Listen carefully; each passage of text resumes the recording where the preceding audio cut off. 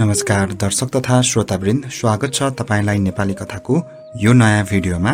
आज भने मैले नेपाली पाठ्यपुस्तकको कक्षा 6 बाट 2 वटा कथाहरू लिएर आएको छु। आशा छ तपाईलाई यी कथाहरू मन पर्नेछन्। भिडियोलाई अन्त्यसम्म हेरिदिनुहोला। दैनिक रूपमा कथा सुन्नका लागि यस च्यानललाई सब्स्क्राइब गर्नुभएको छैन भने सब्स्क्राइब गर्नुहोला। आजको लागि पहिलो कथा रहेको छ कुमार यवकृत। कथाकार शारदा रमन नेपाल। गंगा किनारको रमाइलो घना जंगलभित्र भारद्वाज मुनि बस्थे। उनको र रैव मुनिको आश्रम नजिक नजिकै बनेका थिए। रैव मुनि त्यसताका निकै कहलिएका विद्वान थिए। उनका छोरा परावसु पनि त्यत्तिकै नामुद विद्वान भएर निस्किएका थिए। जता गए पनि यिनीहरूकै विद्वताको चर्चा सुनिन्थ्यो। चारैतिरबाट मानिसहरू ज्ञान गुणका कुरा सिक्न त्यस आश्रममा आइरहन्थे। त्यहाँ निकै चहल पहल थियो। सँगैको भारद्वाज आश्रम भने सधैँ सुनसान देखिन्थ्यो। भारद्वाज आफू धेरै जसो समाधिमै रहन्थे। उनका छोरा यवकृत हलक्क बढेका त थिए, तर पढेका भने थिएनन्। उताको आश्रममा भने परावसु र उर्वावसुको चहल पहल थियो। यो देखेर यवकृतकै मनमा पनि धेरै कुरा खेल्न थालेका थिए। उनीहरूले धेरै नै पढिसके, काम देखाइसके र नाम पनि कमाइसके। म भने अझै ठण्डाराम छु। म अब पढेर तिनीहरू जस्तै विद्वान कहिले हुने, कसरी हुने? नपढिकनै विद्वान बन्ने उपाय खोज्नु पर्यो बा। मनमा यस्तै कुरा खेलाउँदै एक दिन कुमार यवकृत देवराज इन्द्र कहाँ पुगे। यवकृतका सबै गुनासा सुनिसकेपछि इन्द्रले भने, बाबु यवकृत, ज्ञान र शिव आर्जन गर्न मेहनत गरेर पढ्नै पर्छ। नपढी विद्वान बन्न खोज्नु त सपनामा लड्डु खाएर विपनामा अघाउनु जस्तै हो। तिमी विद्वान गुरु कहाँ जाऊ, मेहनत गर। हेर, पढेर सिक्नै नसक्ने मान्छे तिमी होइनौ। तिम्रा पढाइमा म पनि जो सकेको मद्दत गरौँला हुन्न। देवराज इन्द्रले मन लगाएर उपाय गरिदिए भने नपढिकन पनि विद्वान बन्न सकिन्छ भन्ने यवकृतले अठोट गरे। उनले अझ जिद्दी गरेर भने, म अब पढ्नतिर लाग्दिन, म भ्याउँदिन काका। मलाई तपाईले जसरी पनि नपढिकनै विद्वान बन्ने उपाय बताइदिनै पर्छ।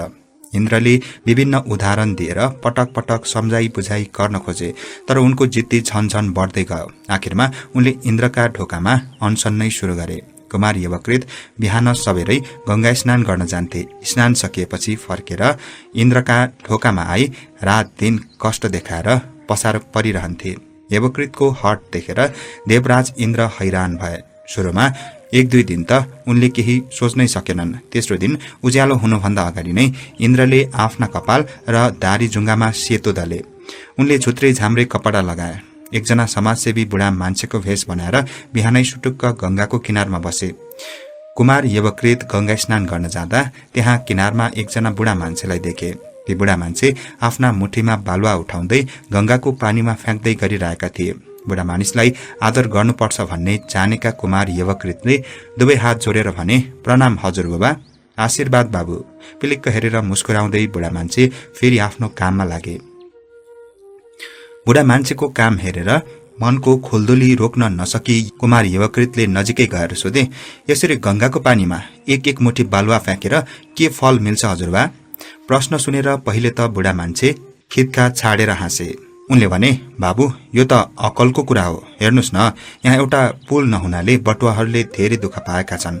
यहाँनिर फराकिलो र बलियो एउटा पुल बनाउनु पर्छ।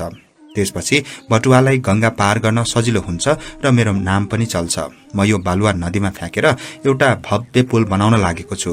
बुढा मान्छेका कुरा सुनेर यवकृतलाई हाँसो उठ्यो। उनले हाँस्दै भने, यसरी बेकारमा समय र श्रम खर्च गर्नु त मूर्खता होइन र हजुर बाबा? यति पाको उमेरमा पनि यस्तो काँचो बुद्धि कसरी आएको? यस्तो गर्न त भएन नि। हुँदैन र? किन नहुने बाबु?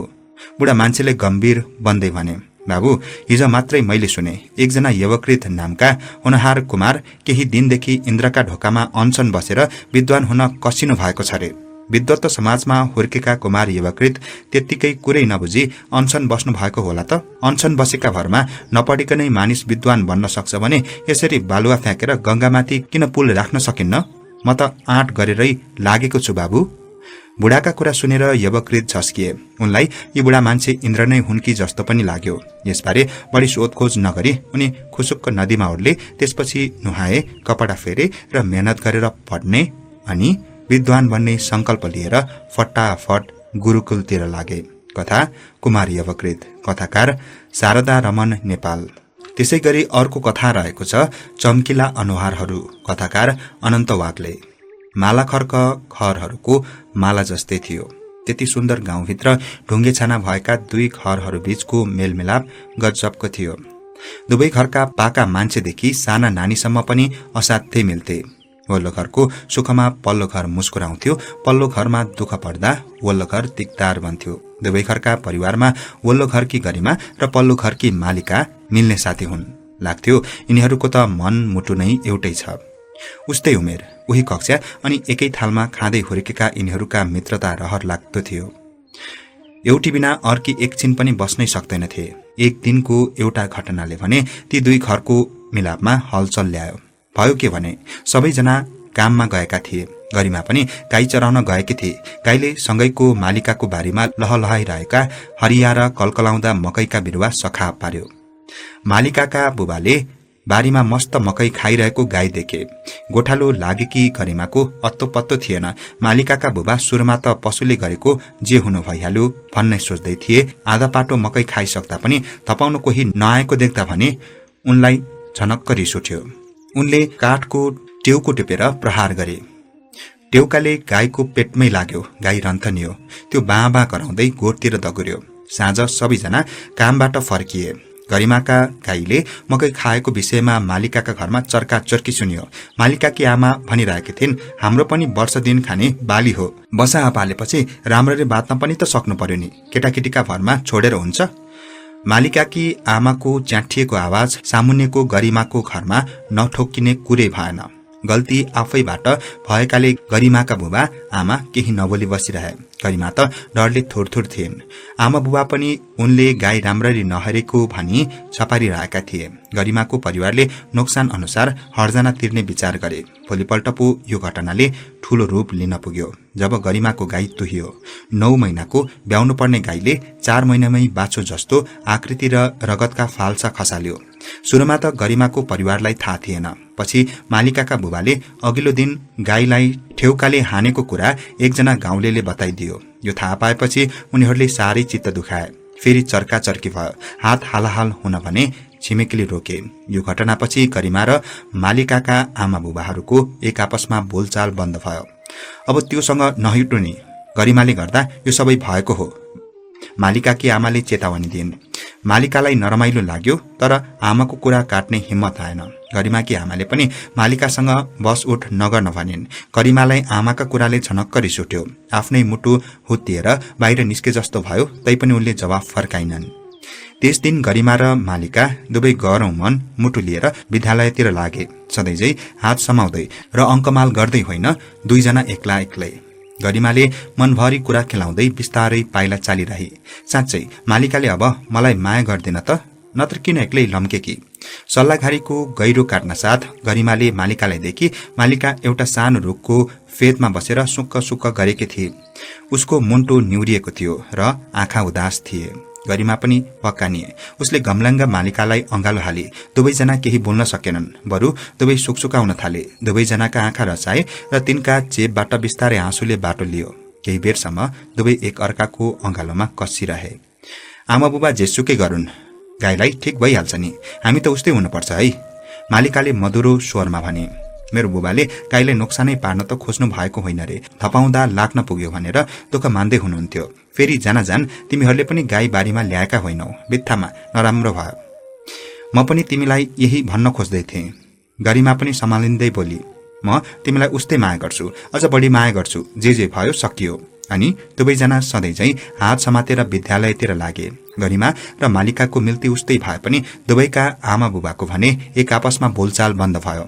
ऐचो पैचो चल्न छाडेको थियो। मिठो चोखो पाक्दा पहिले चाहिँ एकले अर्कालाई सम्झन र एक घरबाट अर्कोमा लगिदिन पनि छाडेका थिए। गरिमा र मालिका दुवैजनालाई आमा बुबाको तरिका मन परेको थिएन। झन् ठूला मान्छेहरूको मन चाहिँ कति सानो, उनीहरू भन्थे।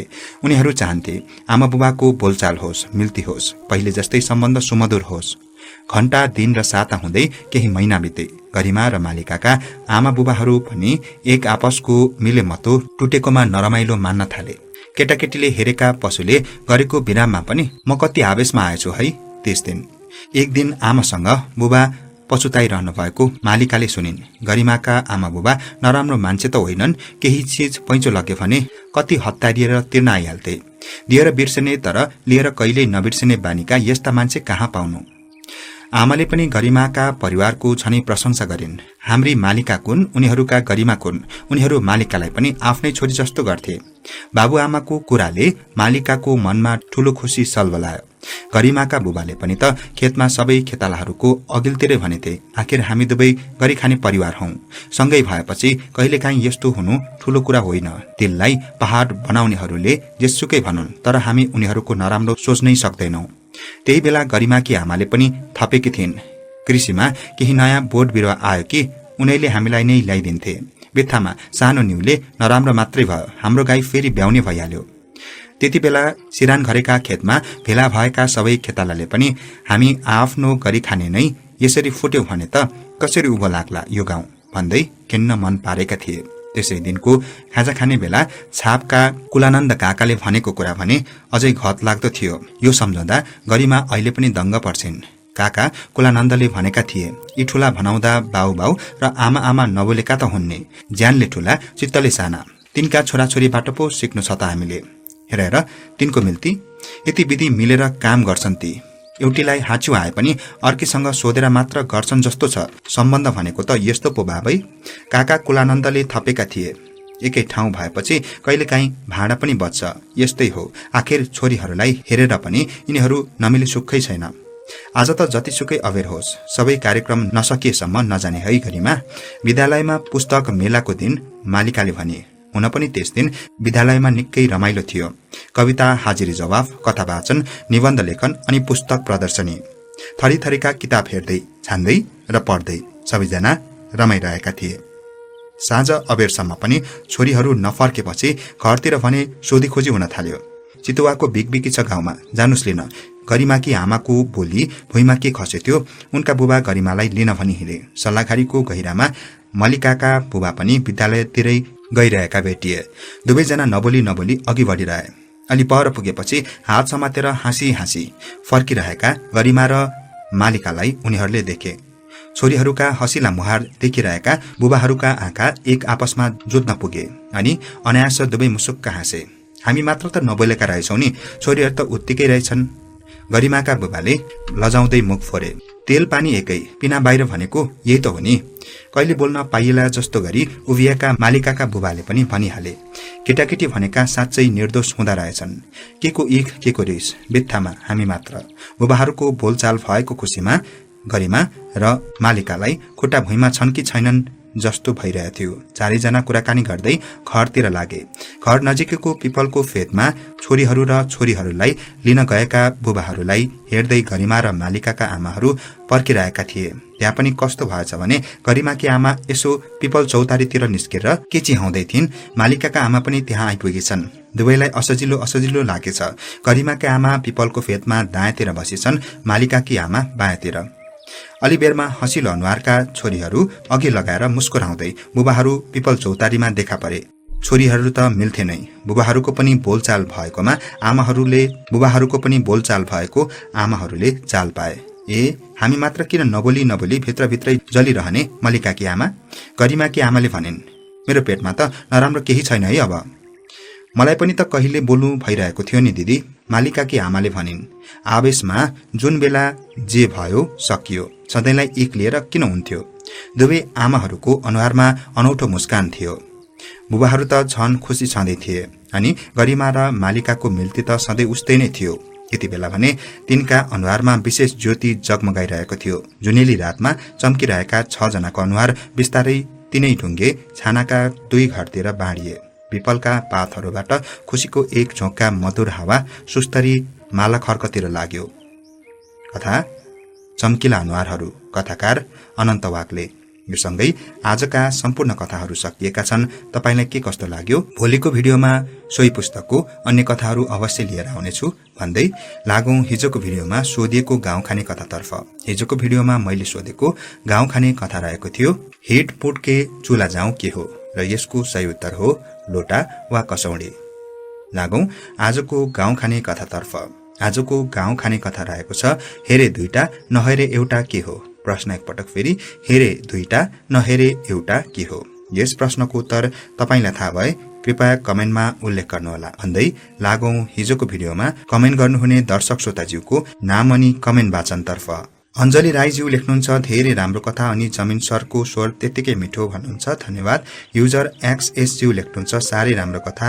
माया श्रेष्ठज्यू लेख्नुहुन्छ नमस्कार जोजोलोपा, शुभ बिहानी आदरणीय जमिन सर, साह्रै नै राम्रो ज्ञानमय कथाहरू। अर्जुन विशेषज्यू लेख्नुहुन्छ नमस्कार सर, कथाहरू एकदमै राम्रो छन् अनि हजुरको सुनौलो आवाजमा वाचन गर्नुभएकोमा धेरै धेरै धन्यवाद भन्नुहुन्छ। PLN फ्यामिलीज्यू लेख्नुहुन्छ धेरै राम्रो कथामा साउको घरमा काम गर्दै सुन्छु हजुरको कथा दाई भन्नुहुन्छ, धन्यवाद। दिपेन्द्र मगरज्यूले पनि कमेन्ट गर्नुभएको छ। त्यसै गरी रौनक परियारज्यू लेख्नुहुन्छ नाइस कथा फेस रिभिल दाई भन्नुहुन्छ। त्यसै गरी RK पौडेलज्यू लेख्नुहुन्छ साँच्चै बादर थपाउने रोबोट छ त, आजको उत्तर कसौडी होला जस्तो लाग्यो, जय होस् भन्नुहुन्छ। कसौडी सही उत्तर रहेको छ। कमेन्ट गरिदिनुहुने सम्पूर्ण दर्शक श्रोताज्यूलाई धेरै धेरै धन्यवादका साथ यसरी नै कमेन्ट गरिदिनुहोला भन्दै आजको कथा बसाईबाट म कथावाचक जमिन राईलाई बिदा दिनुहोस्, नमस्कार।